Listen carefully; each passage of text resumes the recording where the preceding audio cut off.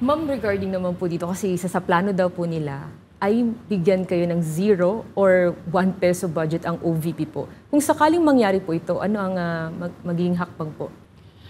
Narinig din namin na merong defunding, i-defund daw ang Office of the Vice President budget. Narinig din namin na posibleng piso lang ang ibigay na budget sa Office of the Vice President. Handa ako sa Office of the Vice President na magtrabaho kahit walang budget. You are lying! Come again, sir? You are lying! Enzo Recto, kalaban ang katiwalian at kasinungalingan, kakampi sa katotohanan at kabutihan. Hindi pagsipot ni Sara sa budget hearing sa Kamara, posible kayang maging 0 budget or 1 peso budget ang kanyang opisina. Dahil sa ginawa niyang pangbabastos sa Kamara at hindi pagsipot nito, maraming kongresista ang hindi masaya sa ginawa ni Sara. Rosalie, nakalusot ba sa House Committee on Appropriations ang 2025 proposed budget ng Office of the Vice President? Monica, hindi lumusot sa House Committee on Appropriations ang panukalang pondo ng tanggapan ni Vice President Sara Duterte para sa susunod na taon. Hindi sumipot sa pagdinig si VP Duterte at wala ni isa man itong kinatawan sa pagdinig.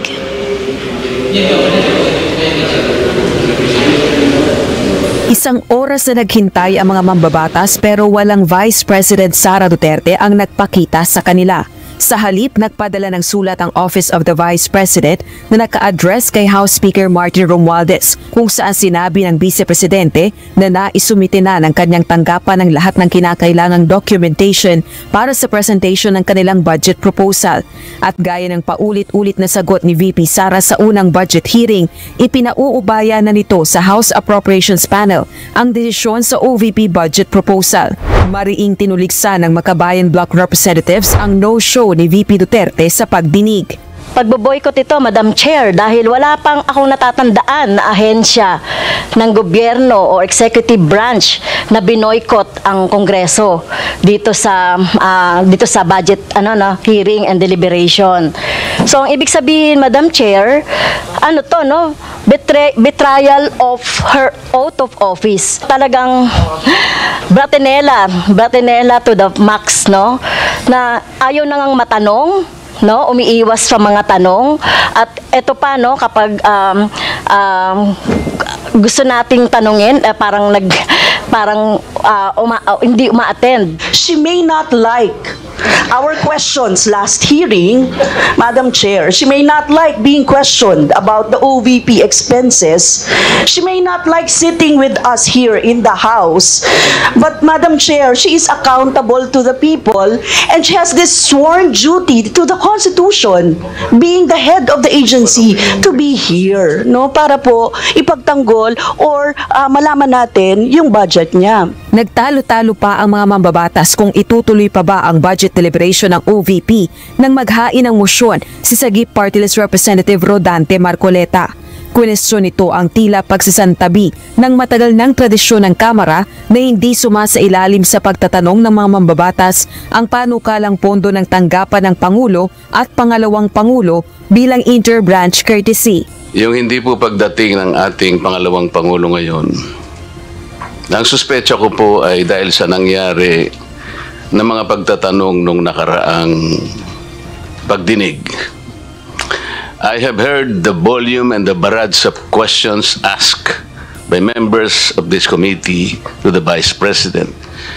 Despite the fact, Madam Chair, I heard her several times saying, I forgo the opportunity of defending the OVP budget for 2025 by question and answer, and I leave it to the House of Representatives to decide on such proposal as presented. I am now introducing the motion, Madam Chair.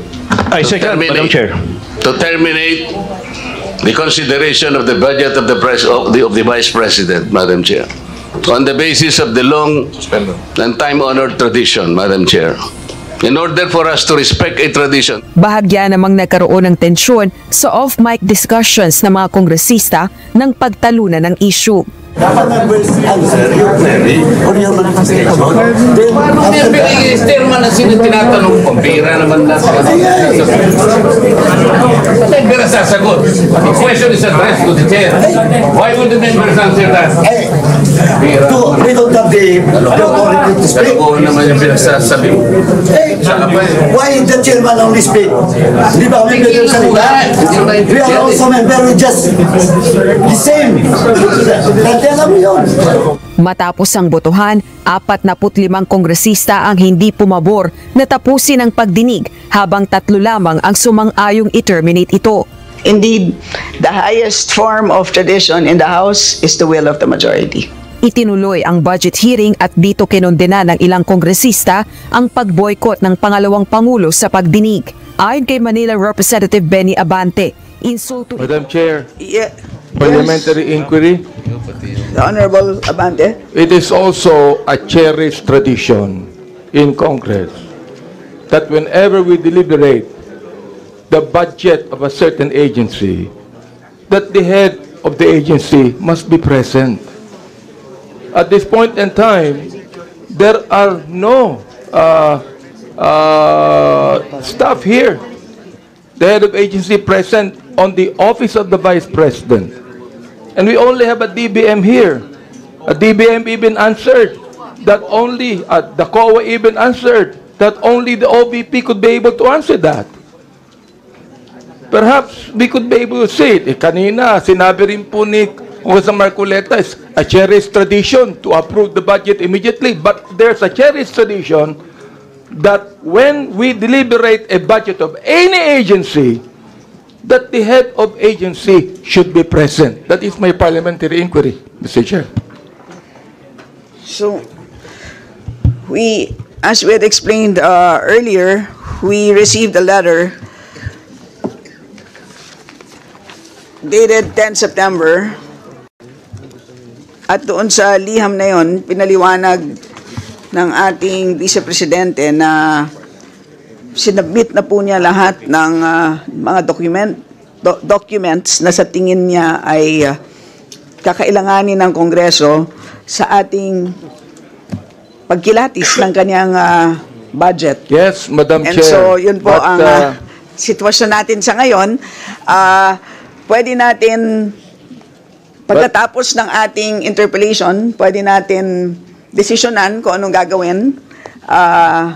Pero sa ngayon, ipapagpatuloy muna natin ang pagtatanong. Madam Chair, let me explain. No? But her letter, actually, na her not being present here, is an insult to this institution.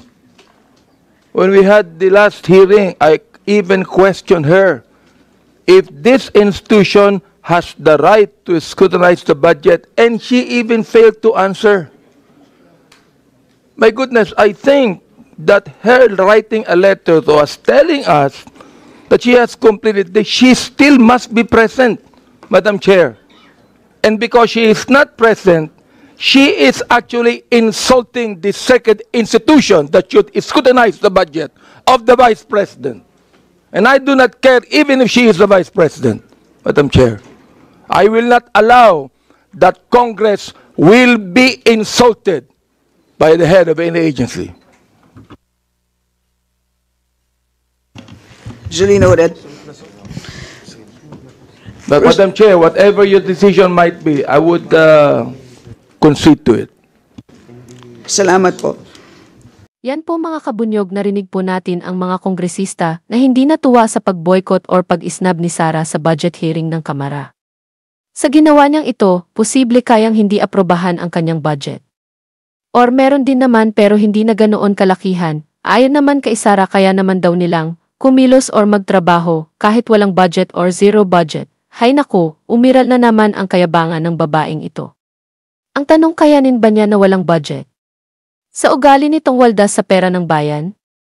Anyway, panoorin na po natin ang kasinungalingan at paghimutok nitong si Sara. Kaya yan yung sinasabi ko, bakit pa tayo mag-question and answer dito para atakihin niyo ako. Eh, ang masusunod lang naman sa budget, 2 tao lang. Diba? Ang susunod nun na halimbawa ko ay yung budget ng Office of the Vice President. Kung makikita nyo, September 2023, merong lumabas na press release ang Makabayan Block. Sabi nila, may meeting kami with Congressman Martin Romualdez. Pinag-uusapan namin ang pagtanggal ng confidential funds. September yon. Pagkatapos noon, nagkwento sa akin ang isang congressman. Sabi niya, lumapit daw sa kanya si Congressman Ko at sinabihan siya na tatanggalin namin ang confidential funds ni Inday Sara. Hindi ba siya magagalit? Ang sagot naman sa kanya nung kaibigan ko na congressman, alam mo, si Inday Sara, walang pakialam sa pera yan. Magtatrabaho yan kahit anong budget. Alam niya yan. Dahil alam din niya, limitado ang pera ng gobyerno. Kaya magtatrabaho yan. Trabaho lang ang gusto niyan. Sinabihan siya. Inulit pa niya yung tanong. Tinanong niya yung congressman, sigurado ka ba na hindi magagalit si Inday Sara? Sabi niya, hindi. Kaya kung makita ninyo, doon sa budget hearing ng Office of the Vice President, ay dinefend namin ng maayos kung paano gagamitin ang confidential funds. Napapabilis ang trabaho, napapadali ang trabaho, dahil nakatarget yung mga proyekto. Pero pagkatapos nung plenary namin sa House, ay kaagad na lumabas, di ba? Walang 2 oras lumabas ang statement ni Congressman Zaldico. Ano sabi niya?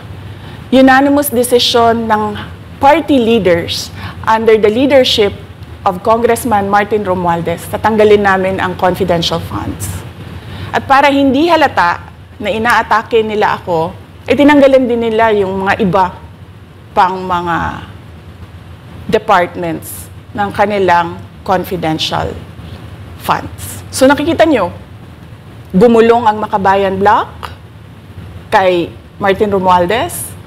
At dahil sa kagustuhan ni Martin Romualdez na hindi siya atakihin, at dahil sa gusto niyang suportahan ang Makabayan at ang NPA, nakinig siya. At ang ginawa niya, tanggalin yung budget. Alam na nila kung anong gagawin nila bago pa kami pumunta sa plenary ng House. Hindi ko alam yon. Kasi nasabihan na lang ako nung kaibigan kong congressman pagkatapos na. Nung nakita ko na nagsabi si Zaldico, tanggalin niya ang confidential funds ng Office of the Vice President. So doon ko na lang naintindihan na aatake sila gamit ang confidential funds. Dahil sumunod nun, October, ay merong dated na October na audit memorandum ang Commission on Audit. Tapos meron silang October 3 na audit memorandum ang Commission on Audit. So sunod-sunod yun, makita mo. Naglabas ng press release ang Makabayan, nag-defend kami ng budget namin, nagsalita si Zaldico, lumabas ang mga AOM ng COA, September, October. Kaya yan din yung rason. Nung nakita na namin at na-confirm namin doon sa audit memorandum ng COA na ito na yon, confirmation ng pag-atake. Kasi hindi pa kami confirm doon sa unang tanggalin namin yung confidential funds sa OVP. Ang confirmation namin, noong nagba-budget hearing sila, at doon sa budget hearing, tinatanong nila, may AOM na ba? May AOM na ba? At nakita namin lumabas na. Yun yung confirmation namin na ito yung pag-atake. Kaya nung fourth quarter ng 2023, hindi na ginamit ng Office of the Vice President at ng Department of Education ang confidential funds. Kasi sabi ko sa kanila, kahit gaanong tamang gamit natin dyan, gagawan nila ng mali yan. Bubutasin nila yan at aatakihin tayo gamit ang confidential funds. At ang patutuo nito, kung makita ninyo, noong House hearing, noong August 27, 90% ng mga tanong, confidential funds. kahit na 2024 at 2025, wala ng confidential funds ang Office of the Vice President. So yan yung explanation ko, mahabang explanation ko, bakit pa tayo mag-question and answer? Para atakihin ninyo ako? Tapos, alam naman nating lahat. Congressman Zaldico, Congressman Martin Romualdez lang ang nagdidesisyon sa budget ng bayan. Madam Vice President, it seems na there's this great plan against you talaga to destroy you. And speaking of plan, kasi during the budget hearing po, may nagsabi kasi doon ng let's stick to our plan. And you also called that person po. Ano po, can you po share about this po? Ano ba tong plan talaga nila during this budget hearing? Oo. Doon sa budget hearing na nangyari noong August 27, nakita nyo na, meron na silang nakahandang PowerPoint presentation, meron na silang nakahandang audiovisual presentation, meron na silang nakahanda na script na binabasa, at yung isa pa nga na congresswoman na sabi niya, wala akong panahon, basta mahaba ito, hindi ko mabasa letter per letter. Pero kung makita mo, may nakahanda siya na mga sagot sa mga sinabi namin sa Commission on Audit. Legal points na sinabi namin sa Commission on Audit. Bakit napakadelikado ng ginagawa na kinukuha ang mga dokumento ng hindi tapos at hindi final na audit. So kung makita mo, ganun yun, nakahanda sila. Makikita natin na let's stick to our plan at atakihin natin ito siya. Walang kinalaman sa kanyang Office of the Vice President 2025 budget proposal, kundi lahat ay may kinalaman sa confidential funds na matagal nang may kaso, 3 pa nga ang kaso sa Supreme Court, matagal nang pinapa-audit nila, nagko-cooperate kami doon sa audit. Kaya makikita ninyo kung ulit-ulitin natin yung nangyari noong House budget hearing noong August 27. Meron silang plano na gamitin yon para siraan ako. At hindi lang sila tumitigil dyan. Kung makita ninyo, ngayon naman nasa DepEd budget sila ng pagsira ng pangalan ko. Kahit wala akong kinalaman doon sa mga observations ng Commission on Audit, sinasabi nila na kasalanan ni Inday Sara yan. At going back po dito sa budget hearing, Madam Vice President, kasi mukhang hindi talaga nagustuhan ng mga kongresista ang inyo pong naging sagot.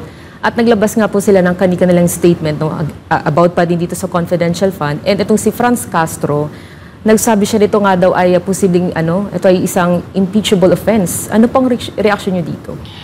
Hindi na bago ang usapin ng pag-impeach sa akin.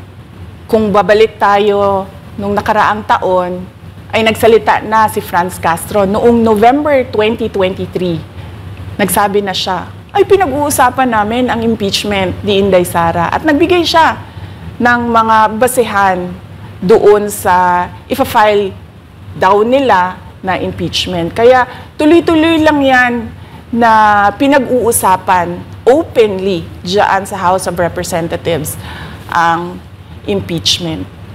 At lagi nandyan sa gitna si Franz Castro sa usaping impeachment sa akin. Unang-una, walang misuse ng confidential funds, walang misuse ng funds ng Department of Education.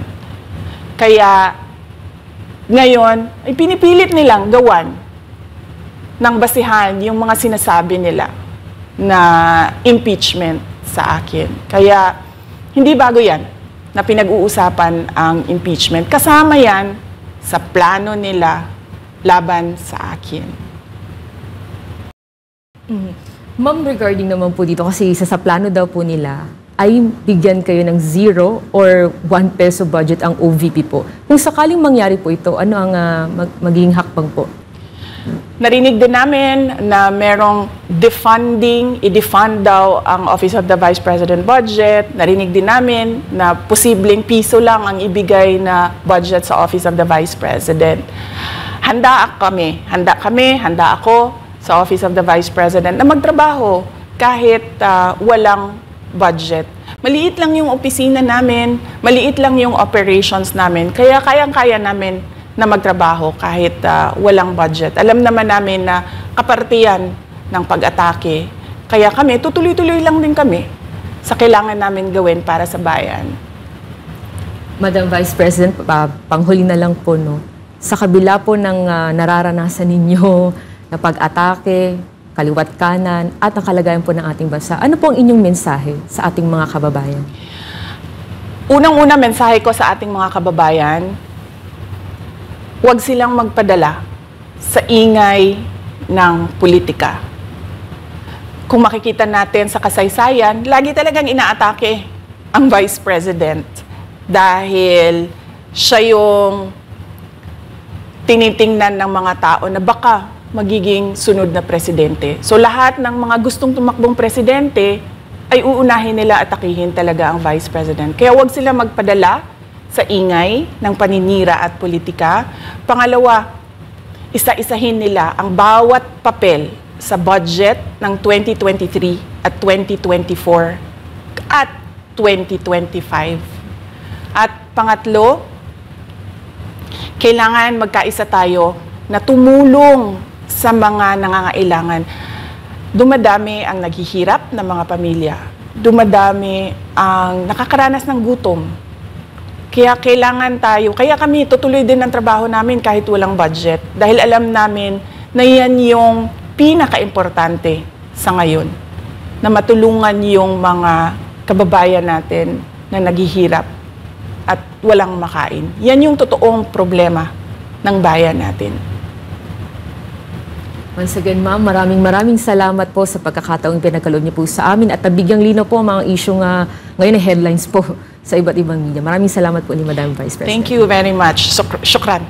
Tell it to the Marine, Shukran. Pustahan tayo, hindi mo kakayanin ang mababang budget. Dahil doon nga sa confidential funds mo na 125 million ay inubos mo lang ng 11 days, mababang budget pa kaya? Sigurado isang araw lang nagastusan lang yan para sa'yo. Diba? May kulanong salita na ang ibig sabihin dito ay ang pagkakaisa. Bunyog Party List. Halika na, Bunyog Party List ka na. Halika na, Bunyog Party List ka na. Sa susunod, ang atinang suportahan, Bunyog Party List, nagtataguyod ng katotohanan, lumalaban para sa bayan.